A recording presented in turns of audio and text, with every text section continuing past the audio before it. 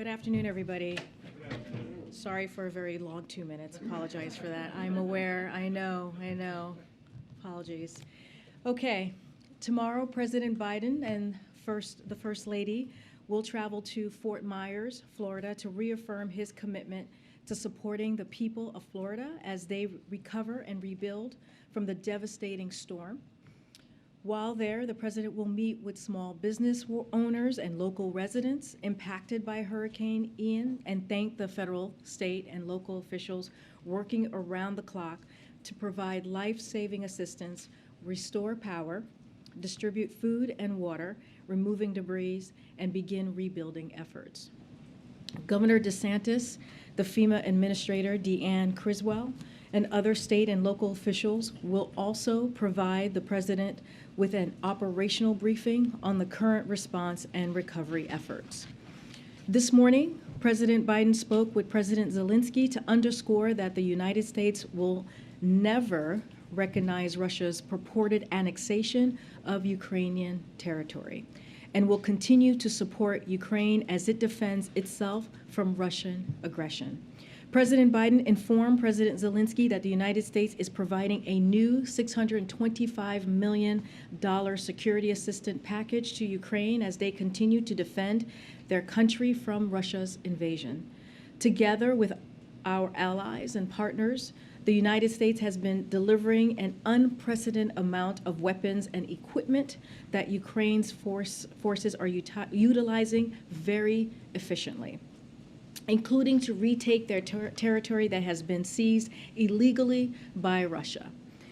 This security assistance package is the 22nd utilization of presidential drawdown authorities for Ukraine by the Biden administration, and we thank Congress for providing the additional authorities in the continuing resolution to make this possible. Today's package includes 4 HIMARS, 32 howitzers, 200 mine-resistant vehicles, and hundreds of thousands of rounds of artillery and mortar ammunition.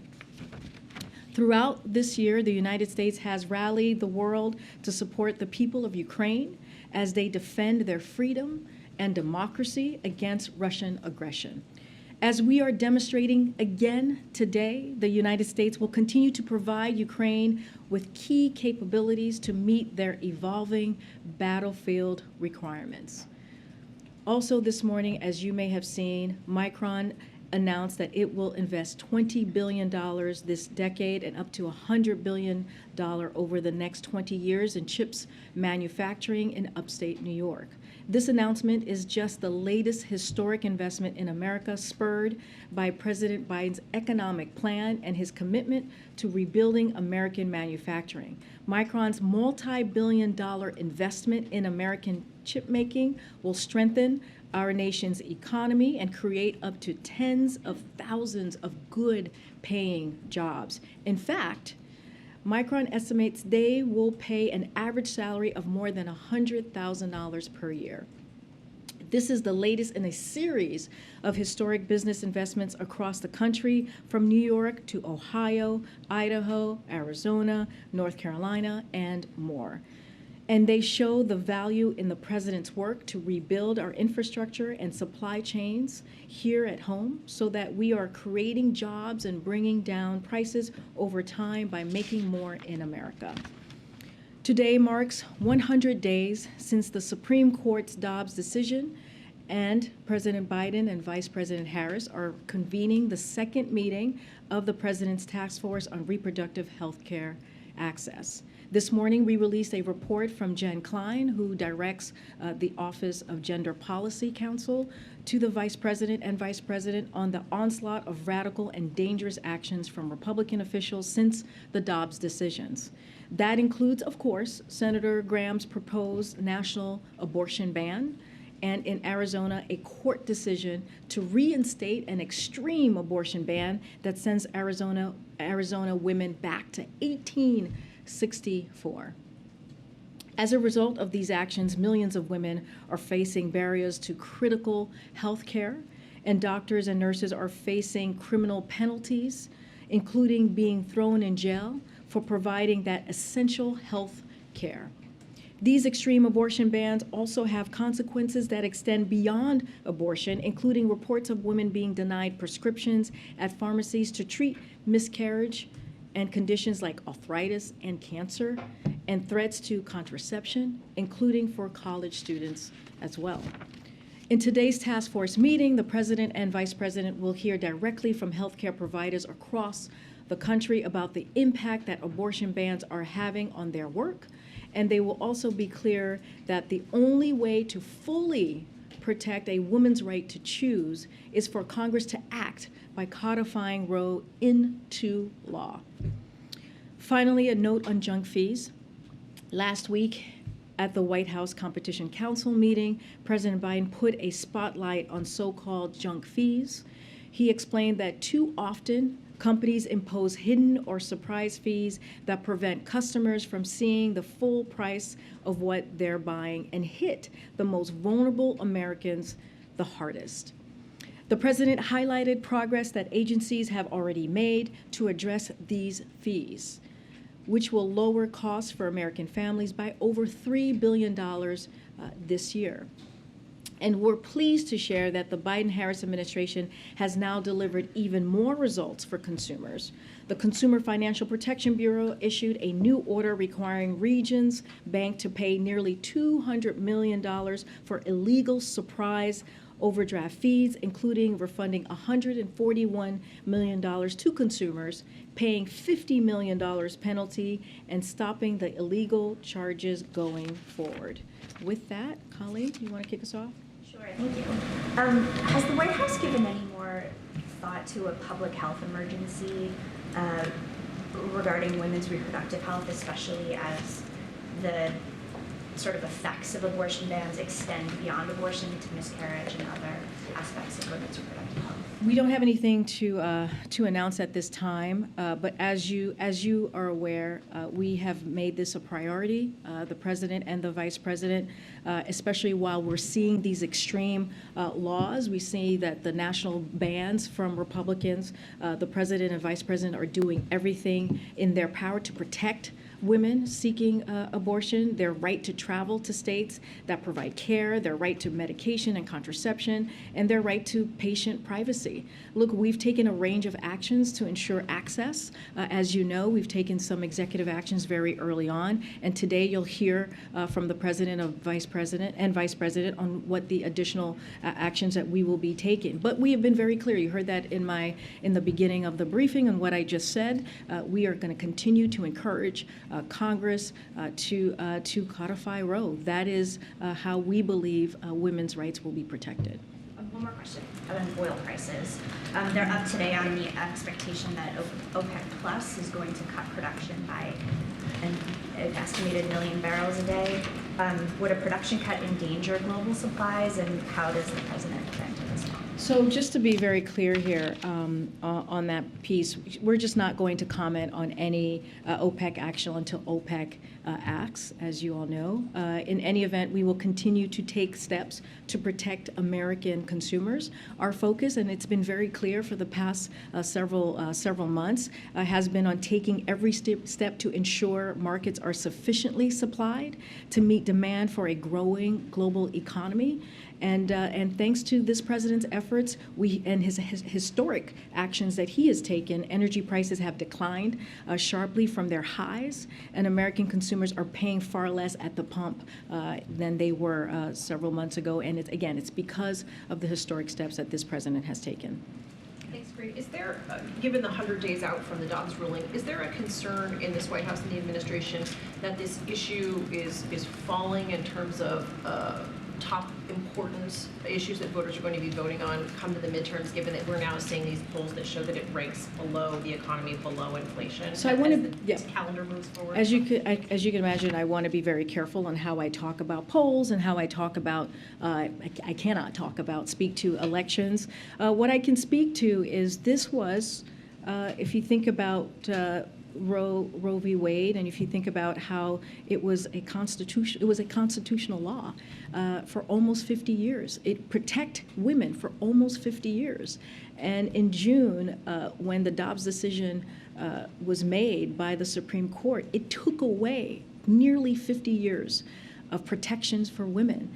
And we have seen women respond. We have seen Americans respond just across the country on different initiatives, clearly, and they have been made their voices very loud and clear. And so I expect that we will continue to see that type of reaction. We will continue to see, not just from women, but from Americans speak up. And what we have encouraged, what the president has continued to encourage, is to make sure that we get Congress to act. The way that we protect women, the way that we protect privacy, the way we protect contraception, the way that we protect health care for women, and for women to make these decisions. These are difficult decisions that women are making, that they should be making for themselves with their health care provider. No one else should be making that decision. No Republican official, no Republican official in their state or nationally.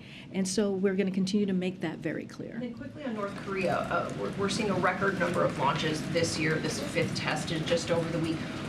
What's the White House assessment on why this seems to be ramping up? And then in terms of a response, when a similar missile strike happened in 2017, you saw then President Trump send these supersonic bombs. Could you walk us through the difference in the response approach from this administration to the last? So so since this is the first time I'm being asked this question, I want to lay out just a couple of things here. As we noted in our statement last night, we strongly condemn Democratic People's Republic of Korea, DPRK's dangerous and reckless decision to launch a long-range ballistic missile over Japan. The launch was a danger to the Japanese people, destabilizing to the region, and a clear violation of the United Nations Security Council resolutions. The United States will continue its efforts to limit the DPRK's ability to advance its prohibited ballistic missile and weapons of mass destruction programs, including with allies and UN partners. As it relates to our response, last night, National Security Advisor Jake Sullivan and Secretary Blinken spoke with their Japanese and Republic of Korea counterparts. This morning, President Biden spoke with Prime Minister Kishida of Japan, where he reinforced our ironclad commitment to Japan's defense. And following this launch, U.S. Marine Corps fighters joined Japan Air self-defense fighters in a bilateral exercise over the sea of Japan's to enhance operational readiness and responses to regional threats while defending our nations and to further strengthen regional peace and stability. Additionally, just to add here, U.S. Indo-Pacific Command and Republic of Korea, ROK, personnel conducted a bilateral exercise as well over the West Sea to showcase combined deterrent and dynamic strike capabilities while demonstrating our nation's bilateral interoperability. We will continue to coordinate the immediate and longer-term response bilaterally, trilaterally, with the Republic of Korea and with the international community. So we have been talking to our counterparts, taking bilateral, trilateral actions over the last 12, 20 hours or so, and so we'll continue to do that. Thank you, Karine. Just a quick follow-up on that. Was there sort of any consensus that was reached on how to grapple with these missile launches, considering we've been seeing them consistently? And we understand that the president had this conversation and Jake had this conversation, but is the sense that the White House is just sort of resigned to continuing to let these launches take place, or are there specific sort of points of action that you can share? Well, I just laid out points of actions that we have taken, these bilateral actions. So certainly we are taking we're taking this very, very seriously, for sure. And we have commented, as you know, and you've heard us comment on any missiles that have been launched over the last several months. Look, our position, though, on this is diplomacy and dialogue remain the same. That has not changed. And so this action underscores the urgent need for dialogue and diplomacy. We understand that, and that's what we have been calling for. Our goal remains the complete denuclearization of the Korean Peninsula. We remain prepared to engage in serious and sustained diplomacy to make tangible progress towards that end, and we remain prepared to meet with the DPRK without preconditions. You've heard me say this multiple times from this podium over the last several months, and it's unfortunate that the DPRK has not responded to our outreach, but again, we are committed to our allies. I just laid out what we have done in the past several hours to show that commitment, and that's how we're going to continue to move forward. And do you think, this missile launch was sort of a direct response from North Korea to the Vice President visiting the DMZ recently? Look, I'm not going to get into the hypotheticals or get into the mind of the North Korea leader. I can just lay out our response to this current, most recent missile launch, and again, our commitment to our partners in the region. Just to follow up, I think on both of those to some degree, understand what the actions that the U.S. and its allies have taken, but do you guys have an assessment? There's a lot of general theories as to why there's been kind of a rapid escalation over the course of the last several months. Do you have an assessment as to the why? What are they looking for? What do they want? What is the administration's view of the goal behind these escalations? I'm not going to get into any assessments from here.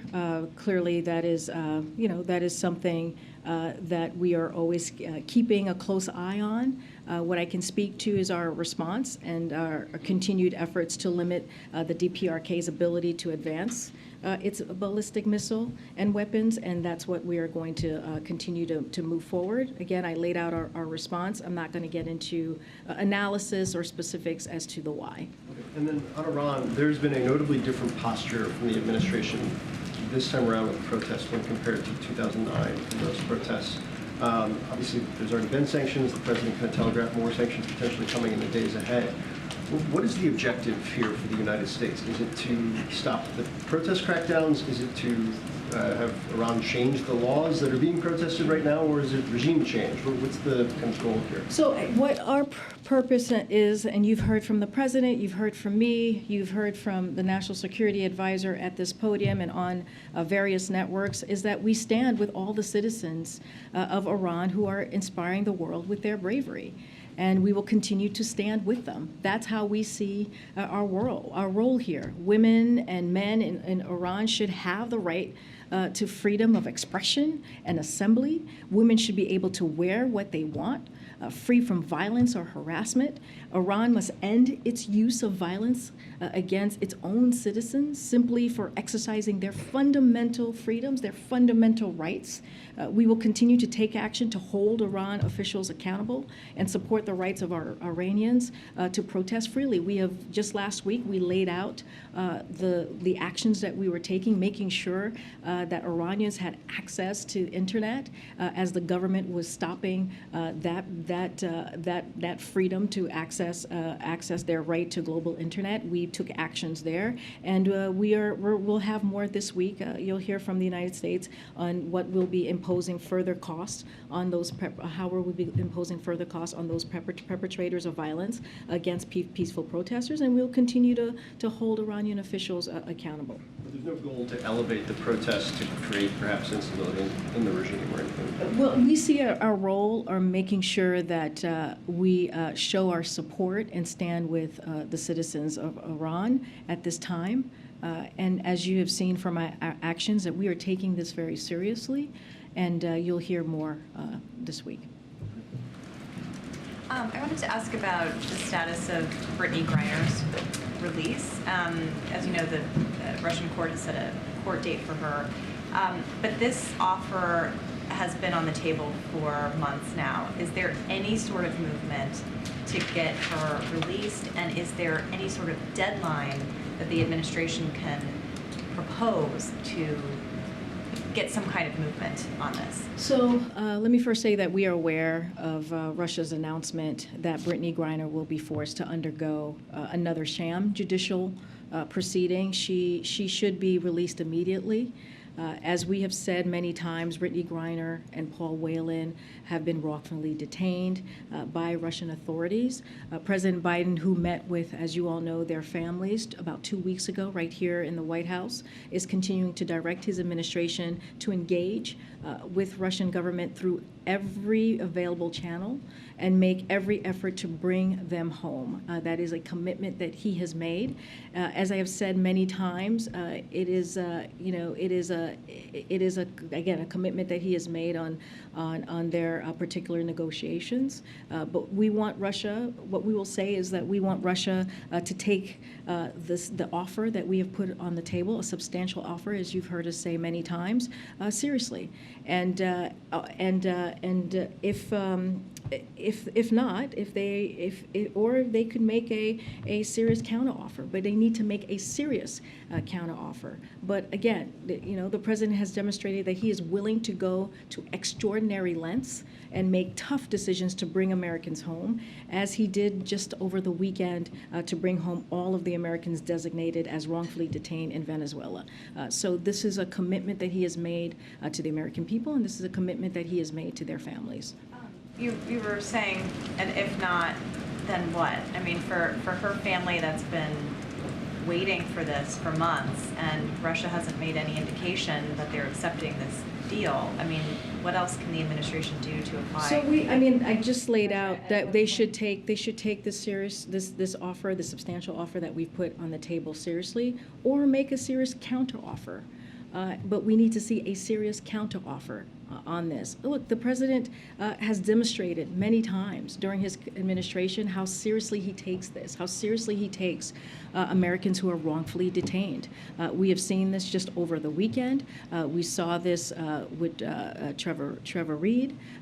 We have made sure that we have taken every step possible to make sure that we bring these Americans home. And so that commitment continues, that commitment stands.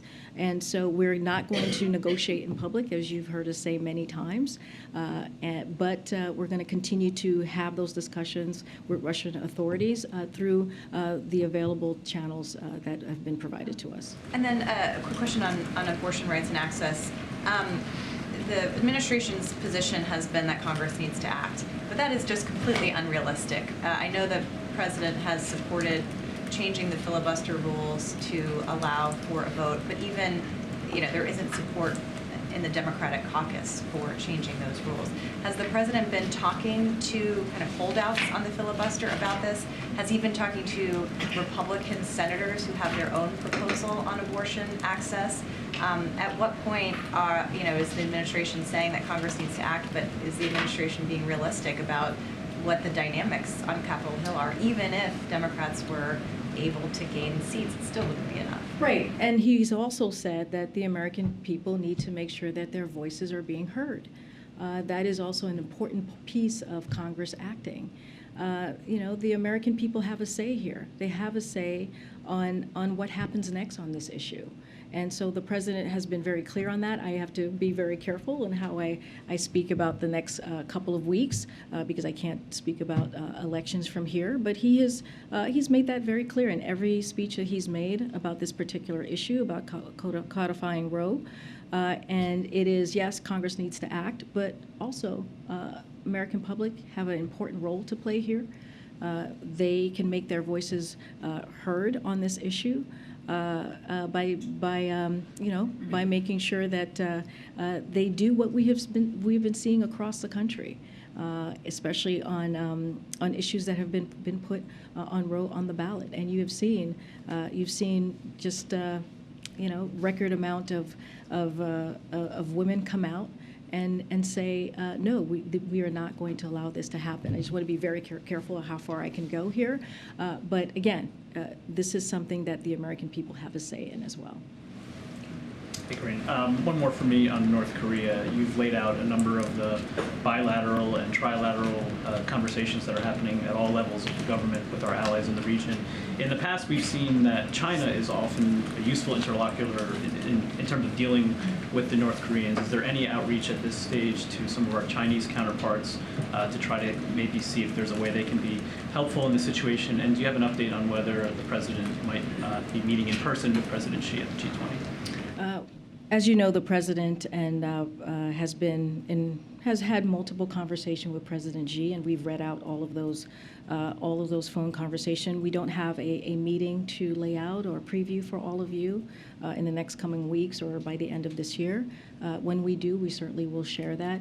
Don't have any other conversations with the Chinese government to share at this time as well. And then on the president's call with President Zelensky, there was an announcement along with that of additional security assistance to the Ukrainians. I'm wondering how Ukraine's success on the battlefield of late is factoring into decisions within the administration about potentially accelerating this delivery of assistance to try to press the advantage now, and how that's being calibrated with the threats we're hearing from the Russian side about potential nuclear or retaliation in this situation. Is that sort of a push and pull that's factoring into our decision making on this? So, you know, we always say nothing without Ukraine, no action on Ukraine without Ukraine, right? That is something when it comes to any type of diplomacy or conversation that's being had, that certainly they have to be in the room for that piece. And look, when it comes to the potential nuclear threat, we have been very clear about that. We take any nuclear weapons or nuclear saber rattling very seriously here. But I do want to say, that we have not seen any reason to adjust our own strategic nuclear posture, nor do we have indication that Russia is preparing to imminently use nuclear weapons. What you're seeing, the $600 million that we announced today of security assistance, is just a continued commitment that we have showed to Ukraine, because as you all know, they are fighting. The brave people of Ukraine are fighting for their freedom. They're fighting for their sovereignty, and so this is something that we believe, not just the U.S., our allies and partners around the world see this as an important partnership that we have to make sure that Ukraine is able to do that. And so, as we have seen their successes on the battlefield, as we have seen them take back even territory that was supposedly annexed just a couple of days ago, we're seeing them have those gains and taking back their own territory. And so we're going to continue to make sure that we are there for the Ukrainians. That's why you heard we did the readout of the president's call with Zelensky, saying that we are going to continue to be there and be in partnership with them, and also give them a heads up of what we're going to provide, and making sure that they continue those successes on the battlefield. Look, this is important. This is very serious. When you're talking about a country's democracy, when you're talking about a country's freedom, it is important for us to be there and stand with the Ukrainian people, and that's what you're going to continue to see. And one last question for me. You mentioned the president will be meeting with Governor DeSantis tomorrow as part of his trip to Florida. They've met in person in the past when he was visiting Surfside as well. Both of those conversations were above politics, focused on the tragedies at hand. But I'm wondering if the president will look for an opportunity behind the scenes privately tomorrow to speak with Governor DeSantis about some of his concerns about his actions as it relates to flying migrants into other jurisdictions. So, obviously the president laid out his concerns and outrage by the political stunt, and by the fact that people were misled. You've heard me talk about this. You've heard the president talk about this, and how they were misled and flown across the country with all kinds of promises that were not true. There will be plenty of time to discuss differences between the president and the governor, but now is not the time. As you've heard from the president, he has said, when it comes to delivering and making sure that the people of Florida have what they need, especially after Hurricane Ian, we are working as one. And so that is what the president is going to be doing when he's there in Florida. He's going to be listening to the people who live there who have lost so much. He's going to be talking to the respondents on the ground who have been done tremendous work. As you know, the FEMA administrator will be traveling with him as well. And they're going to, Governor DeSantis and President Biden, as they have done several times leading up to this day, as Florida's been dealing with this hurricane, they're going to talk about what else are the needs in Florida to get to a place of recovery, to get to a place of rebuilding. But again, this is going to be, as you've said, above politics. You have seen them do this before. When Surfside, I remember you traveled with us when we went to Surfside, when the president and Governor DeSantis listened to the people of Florida who dealt in that community, who dealt with so much lost loved ones. And so that's what you're going to see again tomorrow. And also you saw that yesterday in Puerto Rico. Okay. Thanks, Karine. You've said the president was responsible for gas prices coming down. Is the president responsible for gas prices going up? So it's a lot more nuance than that, right? Peter, you know this. There have been global challenges that we have dealt with. When I say all, meaning other countries as well, have dealt with since the pandemic. There's been pandemic and there's been Putin's war. And Putin's war has increase gas prices at the pump. We have seen that over the past several months. And what the president was able to do, he took some historic steps when you think about the Strategic Petroleum Reserve and making sure that we were able to do everything that we can to bring that cost down for American families, give them a little bit more of a breathing room. And we saw that. We saw that every day this summer, saving American families over $1 per gallon. And so that is what the president's going to continue to stay focused on, to our American consumers. How do we continue to keep prices down? That's why we did the Inflation Reduction Act. That's why we talk about the CHIPS Act. All of these things are going to help Americans here in this country. And there are consumers now in California paying $6.41 a gallon for gas. Nevada, $5.51. Oregon, $5.46. Who can afford that? And we understand that. That's why the president worked so hard the past several months to make sure that he did everything we can to bring gas prices down. We have seen fastest. I know you're pulling out a couple of areas across the country, and I get that, and we understand that there's more work to do. We have never said we were done here. We have always been very clear that there is more work to do, but we have seen, the reality is we have seen the fastest decline in gasoline prices in over a decade. That's because of what this president has done. And again, prices going down by more than $1 per gallon. And these are real savings. You're talking about $100 per month in savings for an average family with 2 cars. When the president went to Saudi Arabia, he said, I'm doing all I can to increase the supply for the United States of America, which I expect to happen. What happened? So I want to be very clear, and we have said that, his trip to the Middle East was not about oil. It was about America's position in the Middle East and consultation with 12 leaders from across the region on a range of issues similar to his summits in Asia or the Americas, and later this year with African leaders. The president's trip was crucial. It was critical to U.S. national security, a more peaceful, integrated region, and for global security. And there were plenty of examples that we laid out to all of you as to why this trip was so important. But aside from that, the president took action. As I just mentioned, he took action these past several months, and every day in this summer, you saw prices take down at the pump. But we didn't just stop there. We saw legislative actions, historic actions that the president took to make sure that we're continuing to create jobs in America. We're continuing to lower prices. So there are multiple actions that this president has taken. Thank you. Can I follow up on Iran?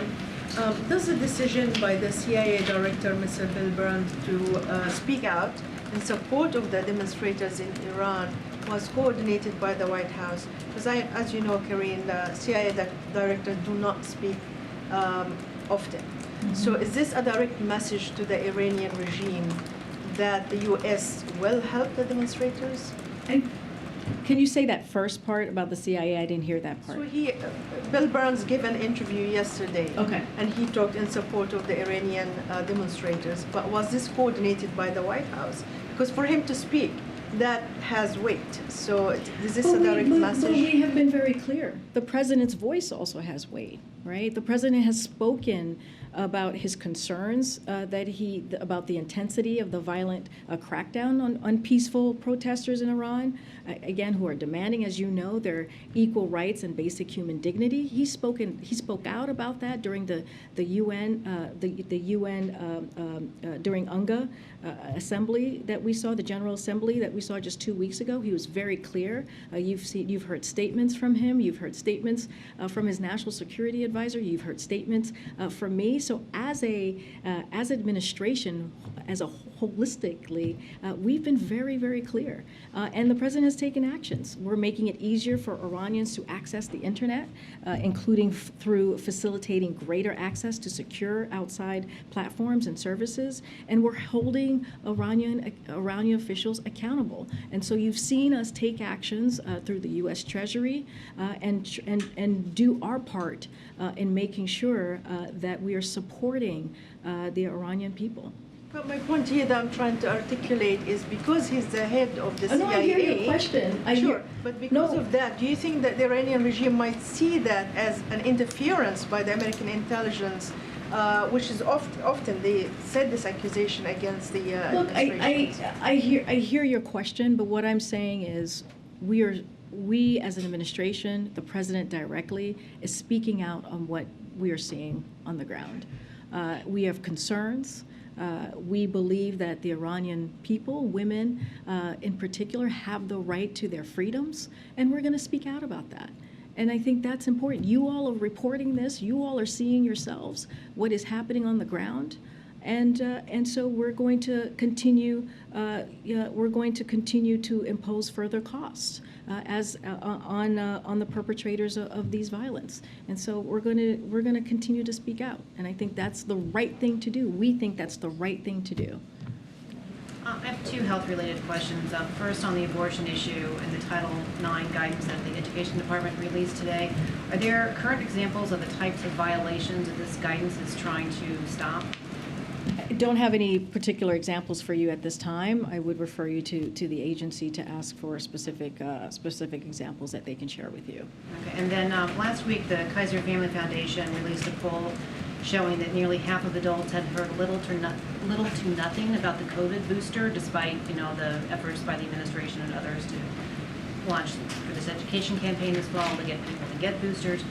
Do you have a reaction to this? Are you concerned about it? Are you going to be doing anything else in light of this to try to step up those education outreach efforts? So, no, it's an important question to ask. I know Dr. Jha actually spoke to this yesterday and want to give a little bit of context. I know people have had questions on the data specifically on how many people are actually getting this new vaccine. So just to give you a little bit about what we have, we estimated about 10 million Americans got their updated COVID-19 vaccines in the month of September. As Dr. Jha said yesterday, we are off to a strong start with about 10 million Americans with their updated vaccine. It means that in the first 3 weeks of our fall vaccination program, hundreds of thousands of Americans got their updated COVID-19 vaccine each day. And so even with the limited funding, as we have spoken to many times, we're absolutely doing more to make sure we're redoubling our efforts on protecting those at high risk, especially elderly Americans, including through a new paid media campaign and targeted engagement efforts. And within the group, there's been good progress. Almost half of updated vaccines administered so far have gone to those age 65 and older. And in October, we're going to be building on that as well. Next week, we are hoping to have Dr. Jha and also Dr. Fauci here in the briefing room to take your questions clearly on this new vaccination program and how we're making sure that Americans are aware and they know the importance of getting this new vaccine. So you're going to hear directly from from the doctors next week, and just laying out how critical and how important it is to make sure that they're getting that vaccine, that vaccinated. Okay, welcome to the briefing room. Thanks so much, Karine. It's great to be here. Are you sure? We'll try to make this. Take your time. We have a lot of time. Take your time. So No pressure. The administration, the White House, is marking the 100 days since the Dobbs Act here. As you're doing that over at the Supreme Court, there are a number of other rights that are going to be on the table this term.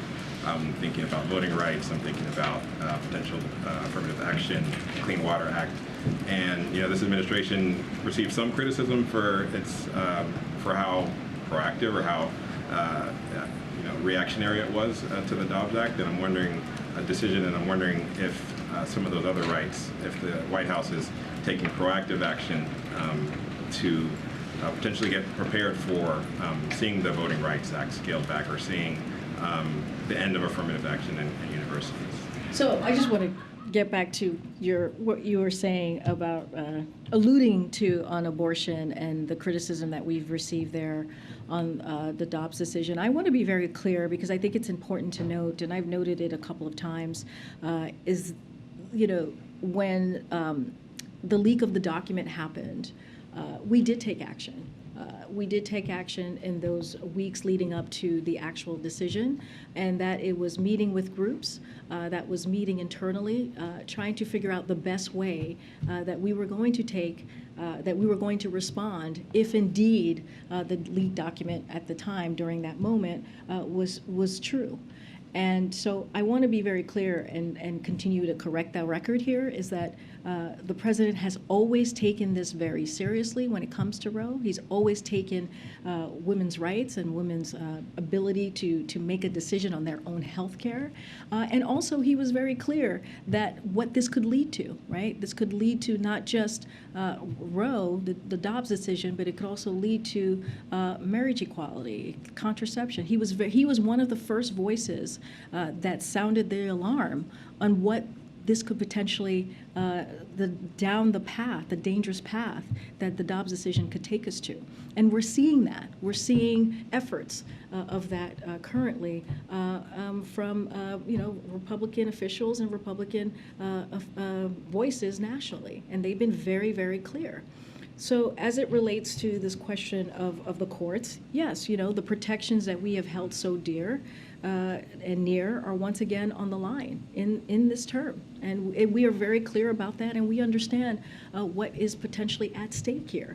We will continue to do everything within our power to defend fundamental rights from special interests that are bent on destroying them. That doesn't stop us.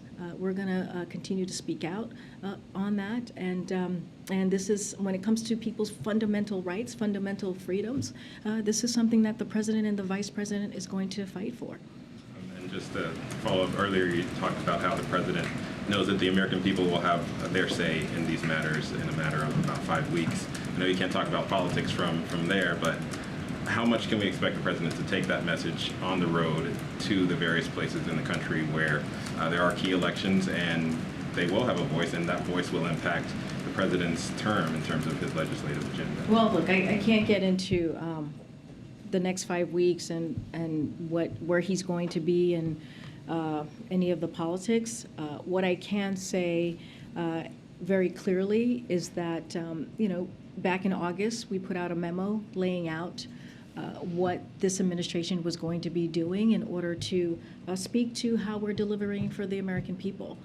We talked about the Inflation Reduction Act and what that's going to mean for millions of Americans across the country when it comes to health care, when it comes to Medicare, when it comes to energy costs, when it comes to putting one of the most important investment in fighting climate change.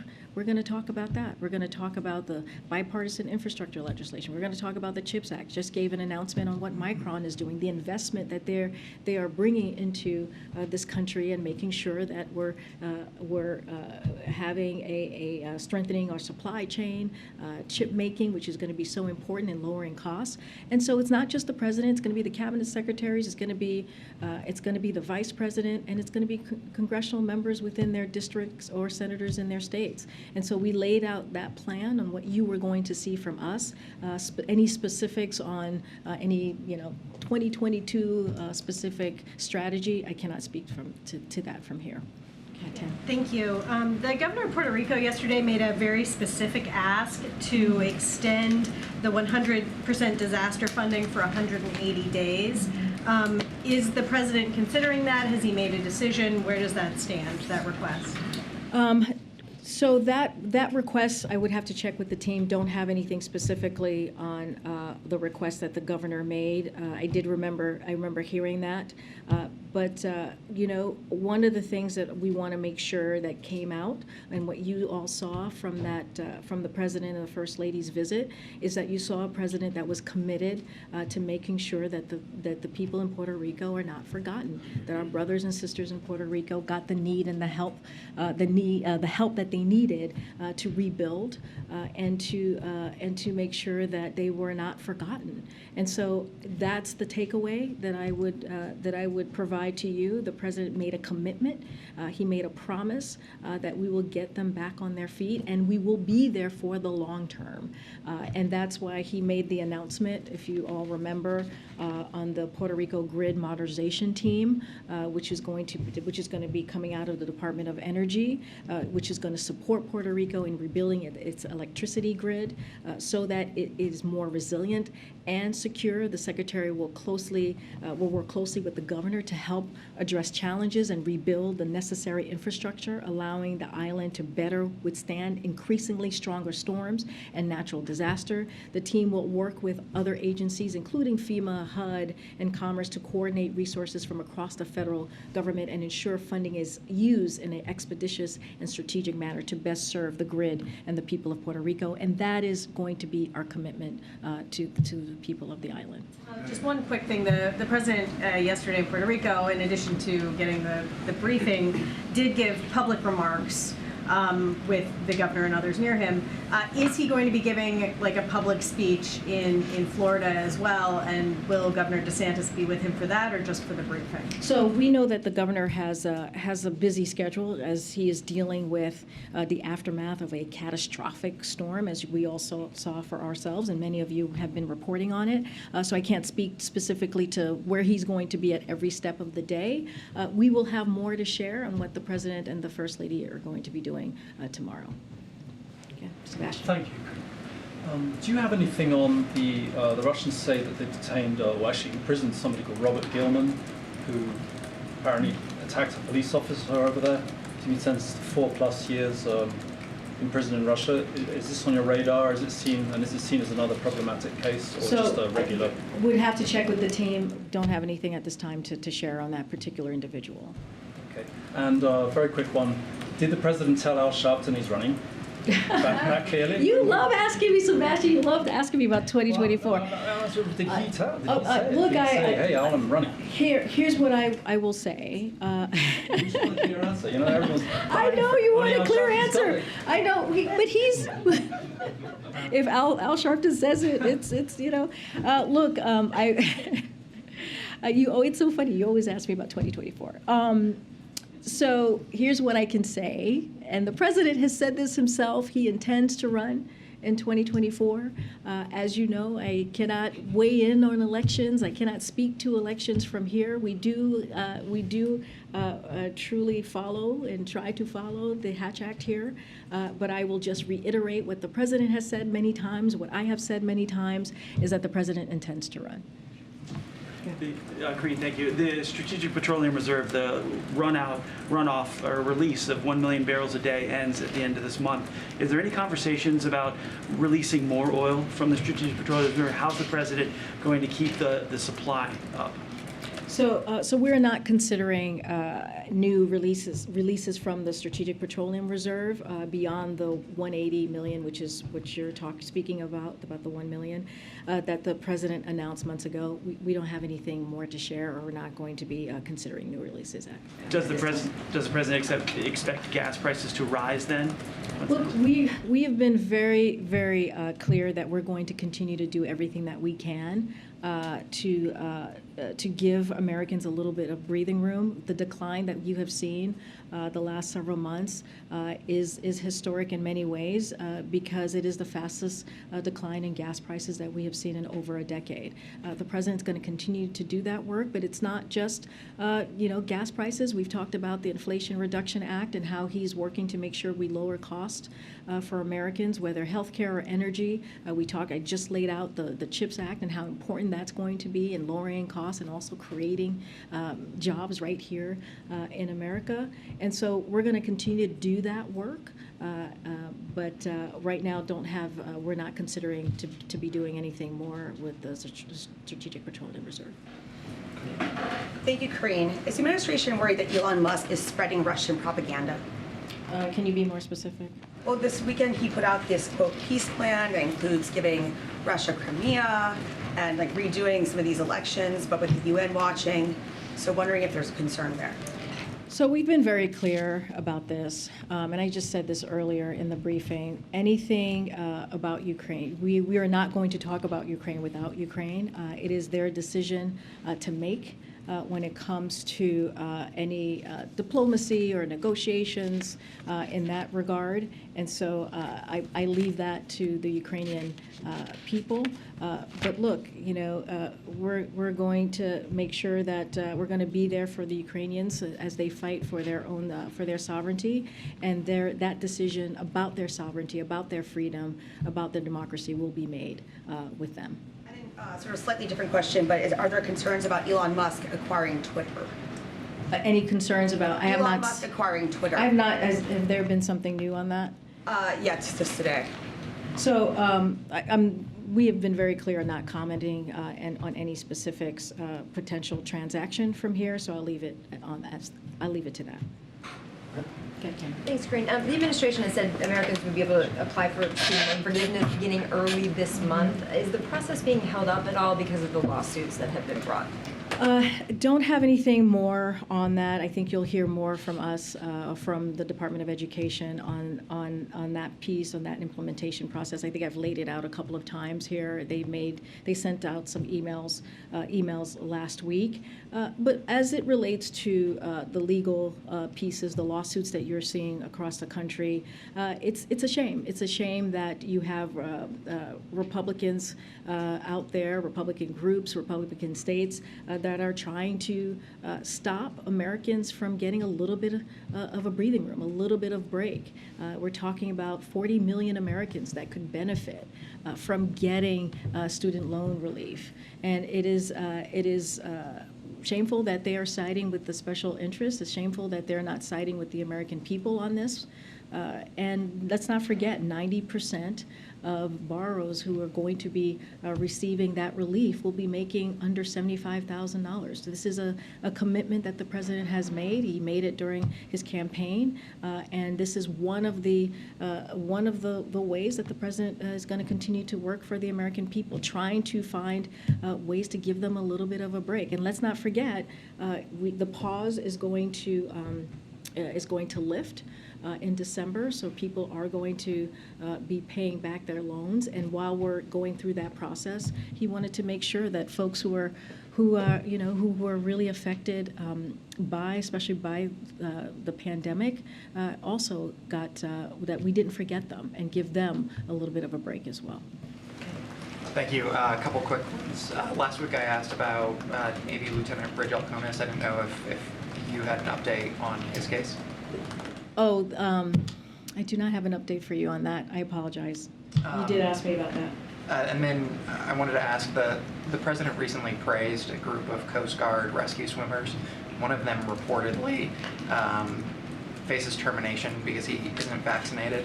And I'm curious, given the threats that we're facing abroad, would the president ever reconsider that vaccination requirement or consider issuing more exemptions? So, as you can imagine, the president has the deepest respect for the U.S. Coast Guard. That is something that you would hear from him directly, and the president and the country are grateful for all of the U.S. Coast Guard heroes that have led the effort to save lives in Florida. We have seen that with our very own eyes these past couple of days. I would refer you specifically to the U.S. Coast Guard on this issue, on this individual questions. It's not something that I would comment from here, but there, of course, have been multiple vaccination requirements, as you know, in place for quite some time. But again, I'm not going to comment from here on an individual case. Okay, then a third one. Last week, the president brought up the Italian election unprompted in some remarks, and he seemed to say that the election of the Italian prime minister, or I should say the incoming Italian prime minister, was part of this larger, greater global struggle between democracies and autocracies.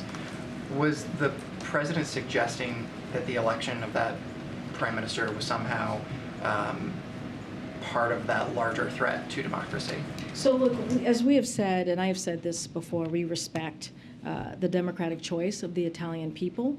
We have said that, and it's something that we will continue to say. And the United States stands ready and eager to work with the new government that emerges from the electoral process, and to continue to work together as allies to advance our many shared goals and interests, mutual interests, as you know. But I don't have anything further on his comments. I will say, the president views, just in general, more broadly, the rise of the far right as well known, and that is something he's been very clear about. But I wouldn't have anything to add on what he said. Thank you, Karine. Thanks, Karine. Thanks. I was calling. Okay. Thank you. One more on Ukraine. Today, India's Prime Minister Modi had a call with Ukrainian President Zelensky, during which he said about this no military solution to this problem, and they talked about peace and diplomacy. I just wanted to check with you, is there any coordination between India and US on the Ukraine and Russian crisis? Has President spoken to Prime Minister Modi on this? So don't have any anything to read out on any recent conversation with Prime Minister Modi. But his public comments directly to Putin are very clear. Now is not the time for war. And it's not the time. He was even more specific to that. He said his war, Putin's war. He was alluding to. Look, Putin is facing further isolation from international communities, as countries make clear. Putin's decisions doesn't have a lot of sympathy ears. He doesn't have a lot of sympathetic ears here on his decision to have this war, on this decision to start this brutal war against Ukraine, a war against their democracy, and so not many people have a sympathetic ear to President Putin. We are asking that countries around the world, and we've been very clear about that, continue to speak out publicly and continue to engage diplomatically on this as well. And so I think that's what you're seeing from the Prime Minister. One more on last year, President quietly celebrated Diwali at the White House. Diwali, the festival lights for the Hindus, Jains, and Sikhs. President has appointed large number of Indian Americans in his administration, 130 plus and counting. Large number of them vote for him, support him. Does the president has any plans to celebrate Diwali with the Indian Americans community leaders in the White House this year? Yes, he has plans to celebrate Diwali just like he did last year. We don't have a date to share with you at this time, but it is an event that he thinks it's very important, as he sees a partnership with India as well as Indian Americans here in this country. Thank you. Yeah, and then thank you. On abortion, it's been 100 days since Dobbs. It's been more since the draft leaked. Isn't it fair to say that if the administration saw any significant benefit in an emergency declaration, that it would have happened already? Look, the administration has taken bold actions for the past several months since the Dobbs decision back in June. And they have made a priority to make sure that we protect women's health the best way that we can from the federal government. They've made that commitment. You've heard from Jen Klein many times here at the podium. She's been at the podium twice, the General Policy Council Director, on the actions that we have taken and how we're going to continue to make sure that we keep that front of mind, making sure that we do not forget the women who are whose lives are now at risk because of the Dobbs decision.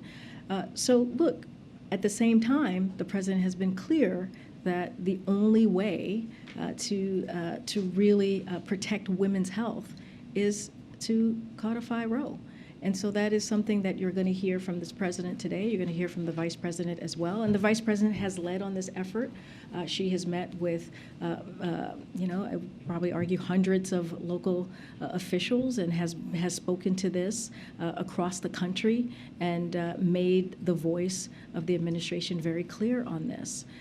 So look, we've been very clear. It's limited on what we can do at the federal level. The president has been clear on this. But the way that we get to a solution here, that we make sure that these difficult decisions that women have to make, the potential of contraception being on the chopping block, and privacy and being at risk, and marriage equality being also at risk, as we are seeing from Republican officials and what they're saying and what they're alluding to that they will do next. We have SCOTUS that's back, as somebody was asking me, the actions that they can potentially take. We believe in protecting the fundamental rights and freedoms of Americans, and we're going to do everything that we can to make that happen. And real quick on gas prices, you alluded to some of the steps that were taken to drive gas prices down. Now that they're going back up, is the White House confident that it has the policy tools remaining to drive those prices back down, or are all the good options essentially exhausted at this point? So, look, again, we're going to do everything that we can here in the administration to lower costs for Americans. That is going to continue to be a #1 priority, especially as we look at the president's economic plan. We're continuing to release oil from Strategic Petroleum Reserve through November. That has not stopped. That continues. As the president, as we know, announced that this past spring, we're continuing to engage directly with industry to ensure that the private sector is also doing everything it can to build resilience ahead of the coming season. We know winter is here. And on Friday, the president team met with energy companies and emphasized that energy companies with record high profits, record high exports, and record low inventories must step up and bring down the prices at the pump. He's been very clear. You heard him say that last week. The president and his senior team are directly engaged on these issues. And again, it will continue to be lowering prices for Americans a top economic priority for this administration.